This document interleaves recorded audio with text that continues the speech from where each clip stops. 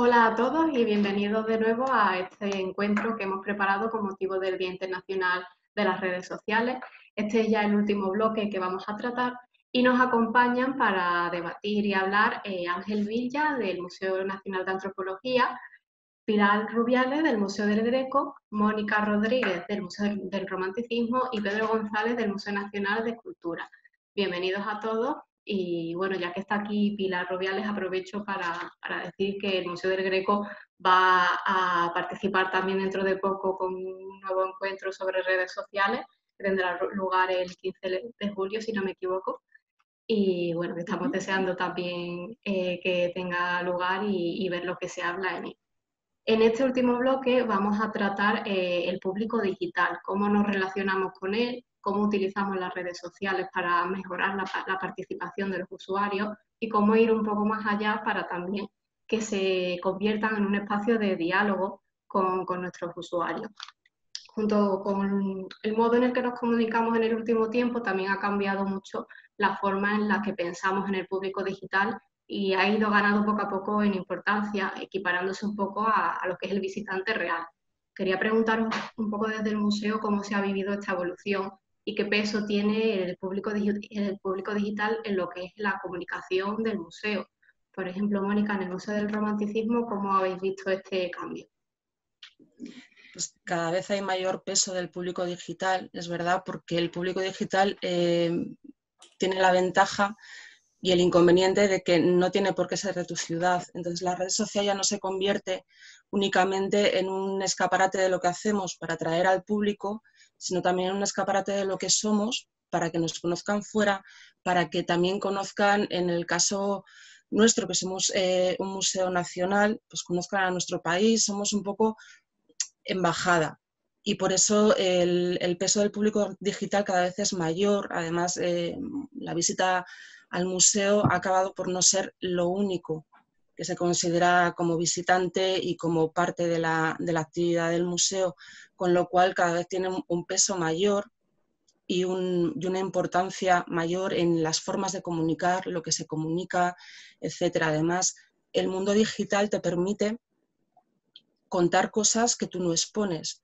En nuestro caso, nosotros somos un museo dedicado a un movimiento que implica música, implica formas de vida, etcétera, que hay cosas que se pueden musealizar y otras no. Y las redes sociales nos permiten hablar de lo que no está explícito en el museo, pero sí que forma parte de nosotros.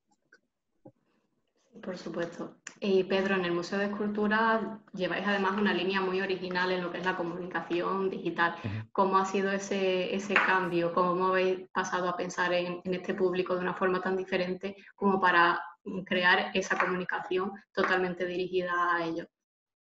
Bueno, en el caso del Museo Nacional de Escultura obviamente la colección tiene una cierta singularidad y debemos atenderla.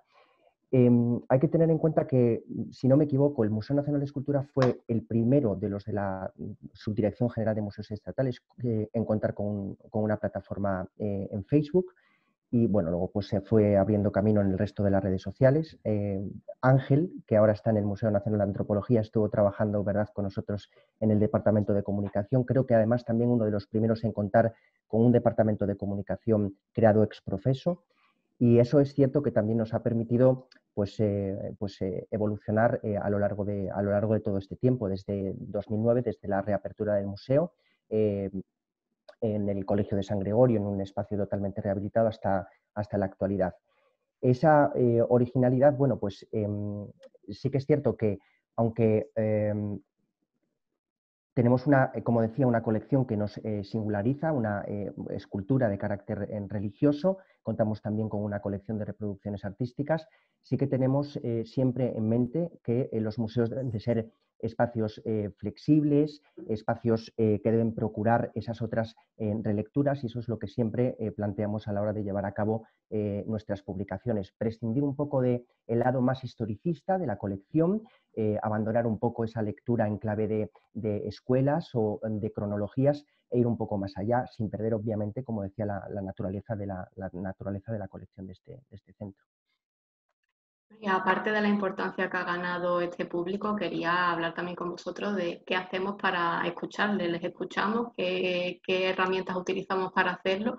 Por ejemplo, Pilar, en el Museo del Greco acabáis de lanzar una encuesta a los usuarios para ver un poco qué les parece las redes sociales que lleva el museo. Sí, nosotros la verdad es que desde el primer momento siempre nos ha parecido fundamental escuchar a los usuarios a través de sus reacciones, sus mensajes en redes sociales para ir enfocando también nuestro rumbo y saber si lo que estábamos publicando y el formato le gustaba a ese público que nos seguía. Y de hecho, a raíz de nuestra participación en varias iniciativas y viendo que había detractores y defensores o gente que igual estaba menos en contacto con el museo, pero sí que seguí algunas intervenciones, vimos necesario hacer una encuesta para conocer cuál era su opinión sobre las redes sociales. Se lleva haciendo muchos estudios de público, pero queríamos enfocar una en concreto a algunos temas un poco más polémicos, como sea, por ejemplo, el que los museos nos pronunciemos o hagamos hilos o publicaciones en relación con programas de la televisión, películas, el día de Star Wars, el día de los Simpsons. Son cosas que llevamos haciendo varios años, no es la primera vez, pero es verdad que ahora con el confinamiento se nos ha puesto un poco más en el punto de mira y la gente pues ha hecho más críticas o menos o las ha seguido más.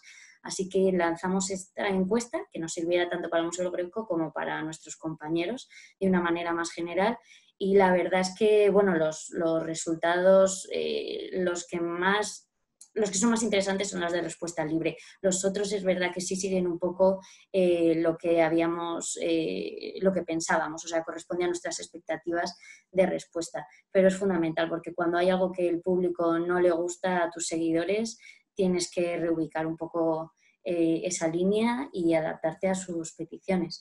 Nosotros lo hacemos todo el rato, nos piden muchos directos en concreto, nos piden seguir con el club de lectura virtual y para nosotros la verdad es que es muy satisfactorio saber que lo que hacemos les gusta y que nos piden que continuemos con ello. Sí, la verdad es que es muy gratificante y no dejamos de estar al servicio del público que nos sigue. También tenéis muy en cuenta la opinión de los usuarios en el Museo Nacional de Antropología, ¿no, Ángel? Sí, bueno, además en los últimos tiempos con la apertura de la cuenta de Twitter, ¿no? El último museo nacional, ¿no? que abrió esa cuenta, pues empezamos una línea también muy relacionada con las preguntas abiertas y con dejar que sea nuestro público digital el que directamente nos proponga temas que debatir a través de la red, ¿no? En ese de qué queréis que hablemos. Y bueno, para nosotros es muy importante además esa participación por la propia idiosincrasia del museo, ¿no? Cuyo objetivo es fomentar la diversidad cultural y por tanto también la diversidad de opinión y que en esos debates y en esos foros pues se consiga bueno, llegar a conclusiones válidas, ¿no? Y a través del debate siempre, ¿no? Y no del pensamiento único, pues que, como dice Pilar, ciertas líneas de opinión que últimamente han tomado mucha fuerza, sobre todo en redes, ¿no? Estaría a todos que eso está, el miedo que dio, por ejemplo, Twitter en el confinamiento, ¿no? Con unos niveles de confrontación, ¿no? Muy grandes, ¿no? Pues utilizar precisamente el debate y el foro digital para poder llegar a conclusiones más válidas o no tan extremas como las que llegamos a veces, ¿no? Y habitualmente, ¿no? Estas últimas semanas, por ejemplo, con el tema de las estatuas, con el tema de los conguitos, ¿no? Pues sí que creemos que más que de ser nosotros los que tengamos que establecer una línea de opinión, ¿no? Pues sería bueno que abrir un debate para que la gente llegase a conclusiones válidas ellos mismos sin necesidad de que nosotros los dirijamos. Y escuchar a los usuarios y saber un poco qué piensan y qué demandan de nosotros es también fundamental para saber un poco cómo involucrarles y que participen activamente en las iniciativas que vamos planteando. Quería también hablar con vosotros de esa participación, de ese famoso engagement, cómo conseguirlo y cómo ir más allá de un simple comentario, un like, un compartir la publicación, sino convertirlo también en una participación activa, quizás llevándolo incluso al terreno físico, no solo al virtual del público. Por ejemplo, en el Museo de Escultura, Nacional de Escultura, Pedro, tuvisteis una iniciativa maravillosa que fue Libera una escultura. No sé si quieres hablarnos un poco de ella. Sí, claro. A ver, en este sentido, nosotros un poco lo que queríamos era que el museo de alguna manera abandonase ese autoritarismo que muchas veces le ha caracterizado. Entonces, se nos ocurrió, es una iniciativa al hilo de una exposición temporal, de la última que se organizó en el centro, Almacén, el lugar de los invisibles, que era una exposición que precisamente lo que hacía era rescatar una parte de esos fondos esa parte menos conocida del museo, que aparecen, pues, que se encuentran en los almacenes, en las reservas, en los depósitos, y sacarlas a la luz. Un poco para promocionar el gusto público, el buen gusto público, nos dimos cuenta por otro lado luego cuando obtuvimos resultados, lo que hicimos fue, pues, organizar esta iniciativa bajo el nombre Libera una escultura. Lo que se proponía era que al visitante que al finalizar su recorrido por la exposición eligiese la obra que más le había gustado, la que más le había cautivado. La verdad es que la acogida tuvo una entusiasta respuesta, tanto por parte de la crítica, del público. Lo que hicimos se utilizaron dos canales, uno para el público presencial, una especie de panel colaborativo al final de las salas, se colocaron unos posits para que la gente escribiese la obra que más le gustaba. Una fórmula que, por cierto, no era nueva en el Museo Nacional de Escultura, se había ya trabajado a propósito de otra exposición, Ángel lo recordará también porque en ese momento se encontraba allí, una exposición que dedicamos a Ricardo de Rueta, que se organizó en 2014 y en el que también se invitaba al público a que dejase a este protector del patrimonio histórico. En este caso, como os comentaba, ese panel colaborativo con unos posits para que el visitante eligiese su obra favorita. Y luego utilizamos obviamente los recursos digitales, las plataformas que tenemos abiertas en el museo, Facebook, Twitter e Instagram, para que la gente con el hashtag Libera una escultura pues se quedase con la obra que más le había gustado y que esta pues fuese a recalar en la colección permanente que actualmente se puede ver en el Colegio de San Gregorio. Así que, bueno, lo cierto es que, como decía, la participación fue muy buena, muy alta, tanto en ese panel colaborativo en sala como en redes sociales, aunque con audiencias desiguales. Sí que es cierto que, por ejemplo, en Twitter e Instagram tuvo un número de votos mucho mayor que en Facebook, pero bueno, la verdad es que quedamos satisfechos. Aprovecho para comentaros que, bueno, después del confinamiento y en vistas de que todavía las piezas se encontraban en el mismo espacio, hemos decidido prorrogar la exposición, así que todos aquellos que lo queráis, a partir del día 3 de julio podéis volver a disfrutar de estos invisibles, que ya no lo son tanto. Qué buena noticia. Bueno, sin duda el confinamiento ha sido un momento para aprovechar y fomentar la participación al máximo también en estas exposiciones que se han quedado un poco más en la sombra debido al cierre, que no se han podido disfrutar tanto. Mónica, en el Museo del Romanticismo planteaste una iniciativa en torno a las modas del peinado para que el público se involucrara desde casa y aprendiera un poco todo lo que se transmitía con esa exposición, ¿no? Sí, invitábamos al público a interpretar los peinados de la exposición, pero en nuestro caso la respuesta fue mínima. Durante este confinamiento, no sé si os habéis dado cuenta que desde muchas redes o redes que lleva gente relacionada con museos se pedía participación al modo de otros museos, grandes museos como los americanos, etcétera. Y a nosotros, en general, Libera una escultura funcionó maravillosamente, pero todo eso que era pinta algo del museo, hazte un peinado, ha funcionado un poco, o vístete como un cuadro del museo, ha funcionado un poco regular. Que también es algo que te hace pensar en qué iniciativas es lo que quiere hacer la gente y qué es lo que no quiere hacer la gente. Han funcionado mucho mejor, por ejemplo, otras iniciativas como por el Día del Libro, pues nosotros pedíamos que se nos regalase una rosa y un libro, y eso funcionó muy bien, porque en cierta forma también, aunque son redes muy para verse, nosotros nos hemos dado cuenta de que nuestro público no quiere verse en redes, quiere participar. Nos regalaron libros y rosas montones y preciosos, pero sin embargo todo eso de verse a sí mismos no nos ha funcionado tan bien. Ha sido también eso es un espacio de aprendizaje, quiero decir. En redes no hay aciertos ni hay errores, simplemente es, bueno, tienes que conocer a tu público y eso, nosotros no hemos hecho una encuesta como ha hecho el Greco o que no hemos pedido que nos digan qué es lo que quieren hacer, sí que nos hemos dado cuenta de, bueno, de qué es lo que nos funciona, de cómo es nuestro público y de qué cosas les podemos plantear o no, porque bueno, pues todo lo que es, pues eso, no verse nos funciona muy bien. El Cuán romántico eres, que lanzamos con la exposición del vampiro, antes de la exposición, es el juego de los Cuán románticos, tenemos varios, fue el que mejor funcionó porque le regalábamos una chapa si venían al museo. Pero eso no implicaba ni que ellos tuviesen que acertar ni equivocarse de cara a los demás, simplemente hacían el juego y se acertaban, venían al museo. Entonces, bueno, pues todo es conocer al público, en el fondo. Es efectivamente, como decía antes Pilar, en cuanto pones un tuit y ves lo que te dice la gente o los likes que tiene o los retweets, sabes al público por dónde quiere ir.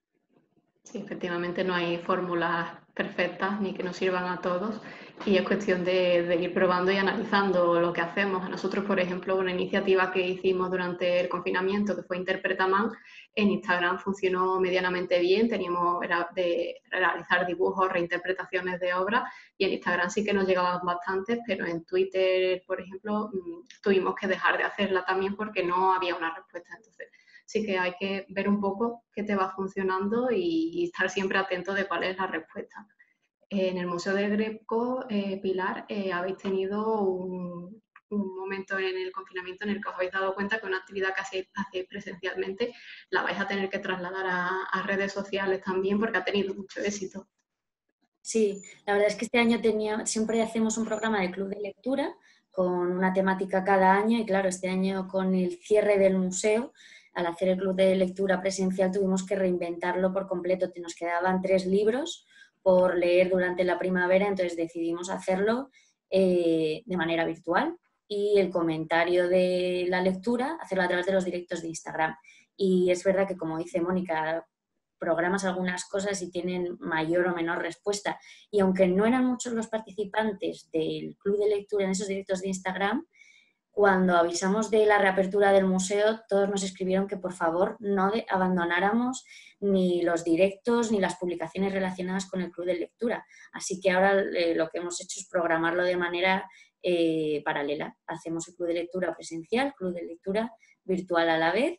Y bueno, por supuesto manteniendo todas esas publicaciones relacionadas con el club de lectura y con tanto la época del Greco como la del fundador del museo, que tan buena respuesta tiene, que la gente nos escribe qué interesante, por favor, seguir poniendo cosas de estas. Así que bueno, pues es una buena noticia y nosotras felices, aunque nos dé un poco más de trabajo, no queremos rebajar esa actividad virtual que ha tenido una buena demanda. Y Ángel, en el Museo Nacional de Antropología, como les decía, os habéis lanzado en Twitter en este tiempo y quería saber también qué tipo de iniciativas habéis llevado para fomentar un poco la participación. ¿Habéis hecho el hashtag Patrimonio Cercano con el Museo Nacional de Antropología? ¿Cómo ha sido la experiencia? Bueno, en nuestro caso muy bien. La verdad es que nos lanzamos un poco al vacío con una iniciativa un poquito arriesgada, ¿no? Que era plantear a la gente que tomase un poquito los objetos que tenía en su propia casa, ¿no? En su confinamiento como elementos patrimoniales y que por una vez fuesen ellos los que nos explicasen a nosotros el patrimonio y no al revés, ¿no? Jugando un poquito con ese concepto de patrimonio más actual, en el cual no solo está formado por grandes obras de arte o por tesoros, sino que el contenido simbólico, ¿no? de los objetos que nos rodean también puede llevarlo a ser patrimonio y, llevar de alguna forma el museo a las casas de las personas, ya que los usos estaban cerrados y la gente estaba en sus casas, ¿no? Entonces, a través de una idea de mi compañera Paloma, a cual quiero nombrar, ¿no? Estoy yo en representación de los dos en esta reunión, pero ha trabajado un montón y muy bien, sobre todo con la cuenta de Instagram estos últimos meses, no quiero dejar de recordarlo, ¿no? Pues lanzamos esa iniciativa, retomando un poco el guante de Mónica y de Pilar con la participación. Nosotros utilizamos un truco, hicimos un truco, no tenemos ningún problema en decirlo, que es la primera ola de esa participación está un poco pactada, ¿no? Es decir, buscamos nosotros gente que esté dispuesta a participar, ¿no? Y la invitamos a que lo haga, ¿no? Para tener por lo menos una base, ¿no? Que nos lleve a seguir con esa participación. Y se nota, porque al principio, aunque lo saques al mismo tiempo, cuesta, y una vez que la gente ve que hay una base, que hay gente que lo hace, pues ya se anima más, ¿no? Al principio es más esa gente con la que te pones en contacto a ver si se anima, y luego sí, se empiezan a sumar gente, ¿no? Más anónima, no, anónima directamente, que colabora, ¿no? En Patrimonio Cercano, pues al final acabamos teniendo, por ejemplo, una gran participación mexicana, que no sé si fue que ellos mismos empezaron a hacerlo, enseñándonos sus sombreros, enseñándonos sus billetes de viaje, enseñándonos la pared donde leían, ¿no? Muchas cosas. Pero al principio teníamos que hacer un esfuerzo nosotros para lanzar un poquito la participación, si no negaríamos la evidencia. Y bueno, al margen de lo que es Patrimonio Cercano, también propusimos que nos enviasen sus ventanas, ¿no? Con esas ventanas al mundo, ¿no? Para de alguna manera utilizar esas ventanas como metáfora de las diferentes formas de llevar el confinamiento, ¿no? Porque considerábamos que en otras iniciativas similares, sobre todo fotográficas, se veía siempre grandes ventanas, ¿no? Esos selfies de la gente haciendo el pato con unas vistas a las grandes avenidas, y queríamos también que hubiese un reflejo de gente pues, que pasó un confinamiento pues, con unas vistas mucho peores, ¿no? Cómo se refleja muchas veces cómo lo estás pasando también en el sitio donde lo estás pasando. Y luego también pedimos colaboración, pues fuimos muy pesados ¿no? En toda esta época, de la nueva cotidianidad, ¿no? De cuando la gente empezaba a salir, que nos mostrase esos sitios de su barrio que no se había fijado nunca, pero que como el paseo estaba restringido, esta vez sí. Ahora estamos pidiendo selfies con mascarilla. Bueno, hicimos muchos llamamientos durante estos meses, que esperamos en poquito tiempo convertir en una exposición virtual, además. De momento virtual, ya veremos si después física, a ver cómo van las cosas. Y un poquito, pues, trazar un relato pues desde el punto de vista de la participación ciudadana en la vida del museo en estos últimos meses, que nos parece interesante. Pues sí, seguro que va a ser muy interesante, estaremos pendientes. Y también hablabas antes bueno, cómo utilizar las redes sociales no solo para que participen, que se involucren, sino para hacer un poco pensar y dialogar, debatir. También lleváis algunas iniciativas en ese sentido en el Museo Nacional de Antropología. Sí, bueno, eso, llevamos un mes con una iniciativa de que queréis que hablemos, ¿no? A través de Twitter. Comenzó con una pequeña encuesta por votación del tema por el cual nuestro público elegía qué tema íbamos a hablar esa semana, y abrimos la posibilidad de que también planteasen ellos temas, y la verdad es que fue muy bien, ¿no? En este caso. No es que fuese una participación masiva, pero sí que 8 o 9 temas propuestos por el público sí que hubo, y con lo cual estas semanas estuvimos planteando esos temas de diálogo que el público nos había pedido. Es verdad que también se aprenden muchas cosas cuando haces este tipo de iniciativa, porque ves que lo que para alguien puede ser un tema interesante, para la mayoría muchas veces no, ¿no? Cuando sacamos el tema de las redes sociales, por ejemplo, se ve que es un tema en el cual nuestro público se siente más cómodo, participa más, hay más opinión, ¿no? Y en cambio, cuando sacas temas como el colonialismo, o como la antropología urbana, o el giro de colonial, ¿no? Pues bueno, ya cuesta más, ¿no?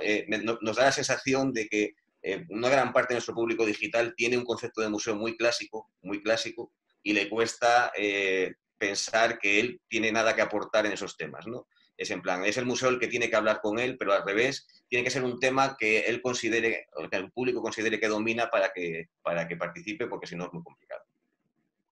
¿Y en el resto de museos habéis tenido experiencias similares, que hayáis intentado establecer este tipo de diálogo y que con unos temas funcione más y con otros no tanto? Y bueno, en nuestro caso nos pasa no solamente cuando pedimos un poco la participación del público, que he de ser sincero, y exceptuando el caso de Liberar una Escultura, los resultados no son siempre no son siempre óptimos, pero nos pasa incluso con las propias publicaciones. Ocasiones en las que te tiras una mañana entera pensando qué es lo que vas a publicar, y apenas tiene visibilidad, ni siquiera unos pocos likes, 0 retweets, y sin embargo, pues de repente se te viene así a la cabeza una cosa pues casi que tú consideras como anecdótica y a la gente pues le encanta. Por tanto, a veces reclamar participación es dificilísimo. E incluso que la propia publicación que estás haciendo pues tenga visibilidad. Así que sí, eso es una cosa con la que desde luego desde el Museo de Escultura contamos. Sí, sí.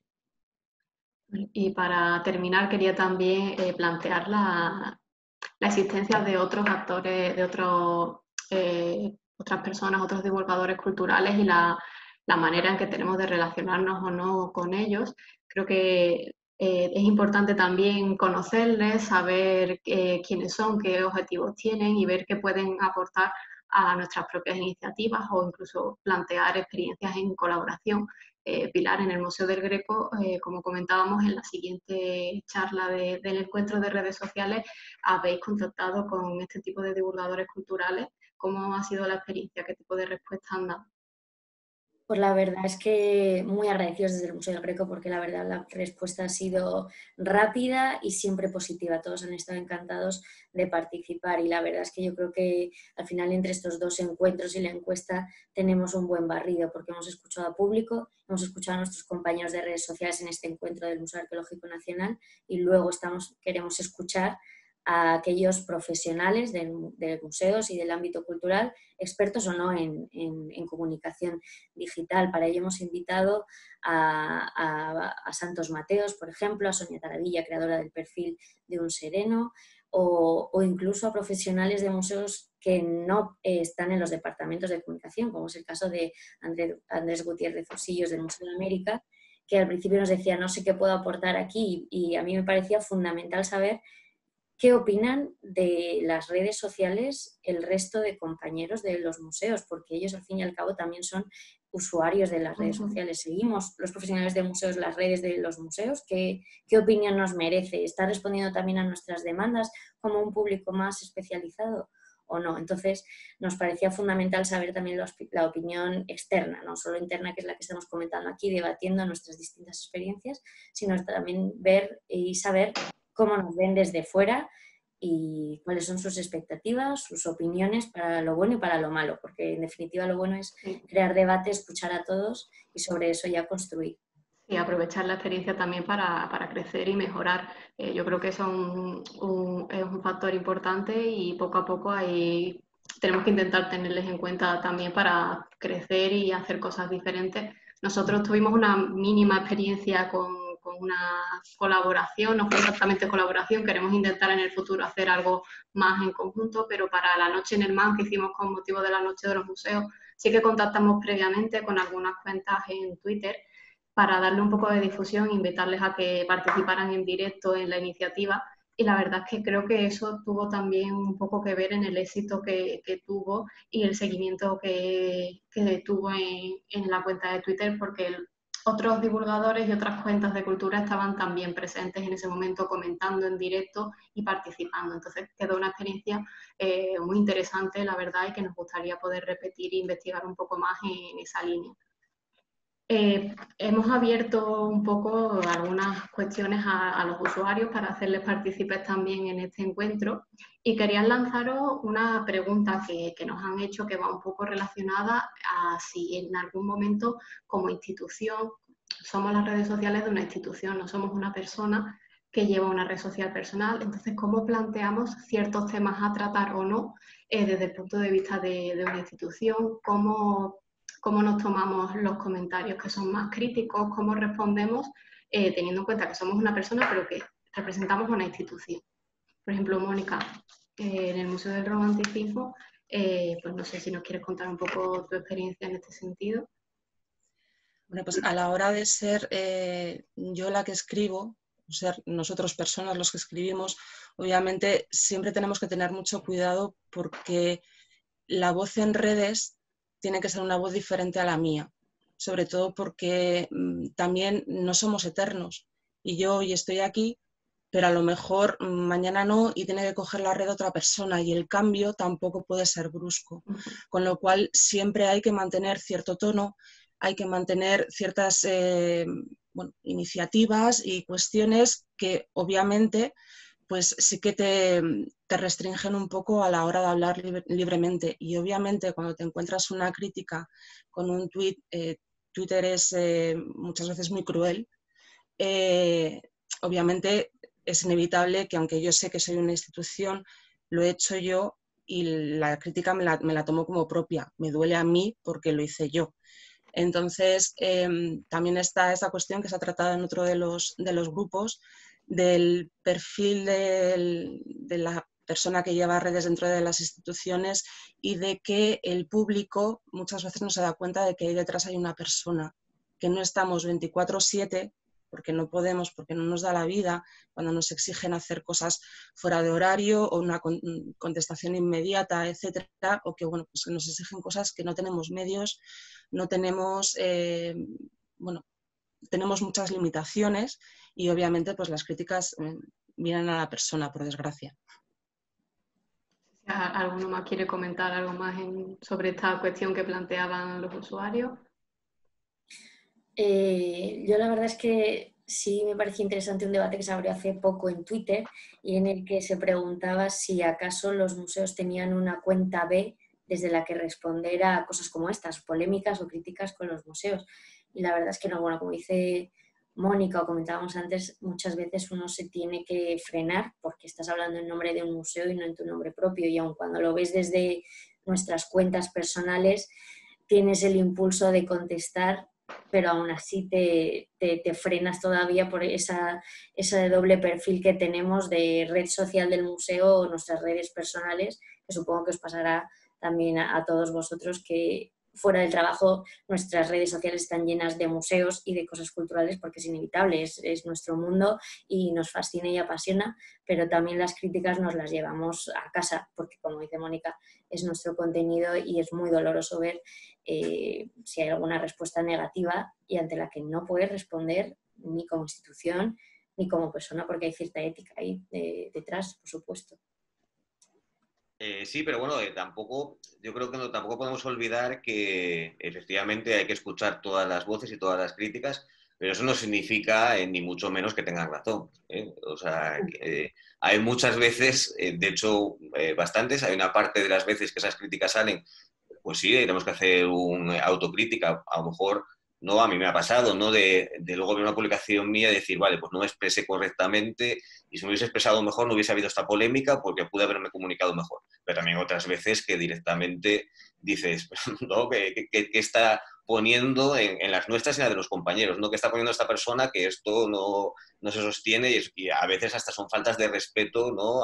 En nuestro caso a colectivos, ¿no? O sea, que no es... Entonces, bueno, es verdad que con mucho cuidado, pero yo sí que creo que con mucho cuidado y abriendo el debate y explicando bien, sí que debemos contestar ciertos troleos utilizando la jerga, ¿no? Porque si no, puede dar la sensación de que la callada otorga legitimidad y ni mucho menos. Hay veces que lo que publican merece ser rebatido, aunque eso, sí, con tranquilidad y desde el punto de vista de una institución, no desde el propio, que si fuese el nuestro, pero bueno. Claro, sí, Sí. con respeto y siempre eso, siguiendo un poco la línea de lo que es la institución en sí.